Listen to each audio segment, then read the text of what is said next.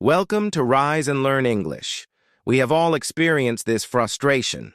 You sit down at your desk, you open your English book, you study for 2 hours, you learn 10 new words, you memorize 5 grammar rules, you feel good, you feel productive. But then 3 days later, you try to speak. You look inside your brain for those new words and nothing. The room is empty. The words have vanished. You feel stupid. You think, maybe I have a bad memory. Maybe I am too old. Maybe I am not smart enough. I am here to tell you today that there is nothing wrong with your brain. Your brain is a supercomputer. The problem is not your memory. The problem is your method. Most students study in a way that guarantees forgetting. They pour water into a bucket full of holes. Today, we are going to learn how to plug those holes. We are going to learn the scientific secrets of remembering what you study forever. The first secret, the forgetting curve. To fix your memory, you must understand how it works. In the 19th century, a psychologist named Hermann Ebbinghaus discovered the forgetting curve. He found that if you learn something today and you do not review it, you will forget 50% of it by tomorrow. By next week, you will forget 90%. This is frightening. It means that 90% of your study time is wasted if you do not have a review system. To beat the curve, you need spaced repetition. This is the opposite of cramming. Cramming is studying for 5 hours in one day. Spaced repetition is studying for 10 minutes, but spreading it out. If you learn a new word today, day 1, you must review it tomorrow, day 2, then review it 3 days later, day 5, then 1 week later, then 1 month later.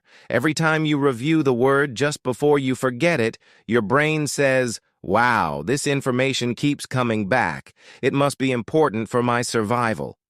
And it moves the word from short-term memory, which is weak, to long-term memory, which is permanent. Stop studying hard once. Start reviewing lightly often. The second secret, active recall. Most students study by passive review.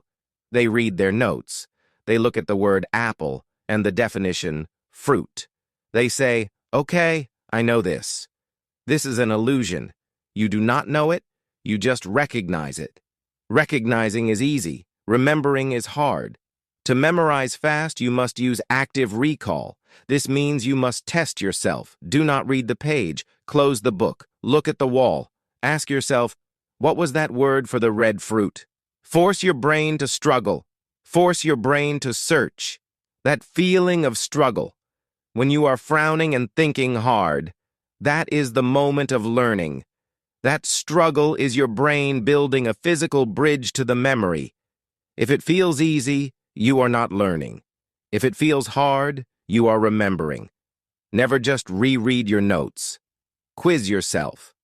The third secret, emotional anchoring. Your brain is designed to remember 2 things, danger and pleasure. It is designed to forget boring things. If you look at a list of vocabulary words in black and white text, your brain thinks, "This is boring, delete it." To remember a word, you must make it emotional. You must attach a feeling to it. Let's say you want to learn the word exhausted, very tired. Do not just repeat exhausted, exhausted, exhausted. Close your eyes. Remember a time you ran a long race. Remember how your legs hurt. Remember how your lungs burned. Feel the sweat. Feel the heaviness. Now, while you feel that sensation, say the word exhausted. You are gluing the word to a physical feeling. The brain remembers feelings much better than it remembers text. If the word is disgusting, make a face of disgust. If the word is joyful, smile huge. Be an actor. Make your study session dramatic. The fourth secret, the context hook. A single word is like a single key. It is easy to lose. A sentence is like a keychain. It is harder to lose. A story is like a backpack. It is almost impossible to lose. Never learn a word in isolation. If you learn the word bark and you just write bark dog sound, you will forget it. Put it in a crazy sentence. The purple dog started to bark at the moon. Why a purple dog? Because your brain remembers weird things. If you make the sentence strange, funny, or shocking, it sticks.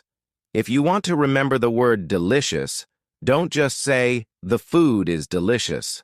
Say, my grandmother's chocolate cake is so delicious that I cried. The exaggeration creates a hook in your memory. Always wrap your words in strange, vivid sentences. The fifth secret, the Feynman Technique. Richard Feynman was a Nobel Prize-winning physicist. He said, "If you cannot explain it simply, you do not understand it well enough. The best way to memorize something is to teach it. After you study a grammar rule, do not close the book and walk away. Stand up. Imagine there is a 5-year-old child sitting in the chair. Try to explain the rule to the child. Use simple words. Use analogies. The past continuous tense is like a movie scene. It was happening, and then, boom, something interrupted it. If you stumble, or if you get confused while explaining, it means you have a gap in your knowledge. Go back to the book. You don't need a real student. Talk to your cat. Talk to the mirror. Talk to a rubber duck. When you articulate the idea out loud, you organize it in your brain. The sixth secret, the sleep sandwich. This is the easiest trick of all. It requires zero effort. Scientists have discovered that your brain processes and files memories while you sleep. The most important information is filed during the first few hours of sleep. And what does the brain consider important? Usually the last thing you thought about before bed. Most people look at Instagram or watch bad news before bed. So their brain processes social media all night. You should make a sleep sandwich. Spend 15 minutes studying your English vocabulary right before you close your eyes. No phone, no TV, just English. Then, go to sleep immediately.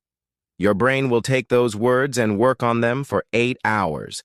You are literally learning while you dream. Then, when you wake up, review them again for 5 minutes.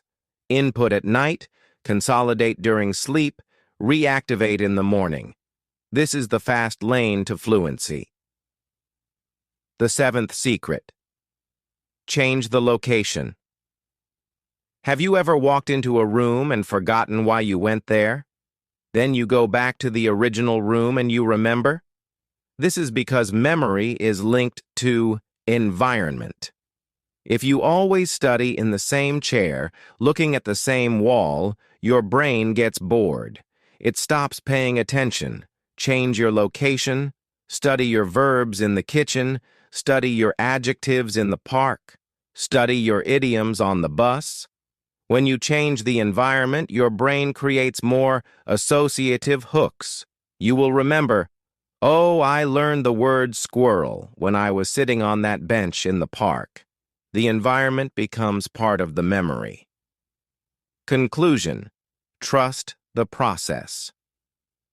You do not have a bad memory. You just need to stop treating your brain like a storage box and start treating it like a muscle. It needs exercise, active recall. It needs rest, sleep. It needs excitement, emotion. It needs patterns, spaced repetition. Start today. Pick 5 words. Put them in a funny sentence. Review them tomorrow. Teach them to your cat. And review them before you sleep. You will be amazed at how sticky your mind becomes. You will stop studying to forget and start studying to keep.